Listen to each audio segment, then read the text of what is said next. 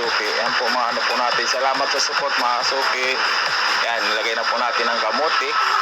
Ubing kamote po ang ano natin. Pati yung dahon ng saluyot, nilagay na rin po natin. Pati yung gata mga kasuki.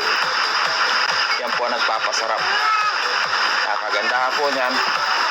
Yes, kung kakainin nyo po yan sa restaurant, mahal po talaga yan mga kasuki.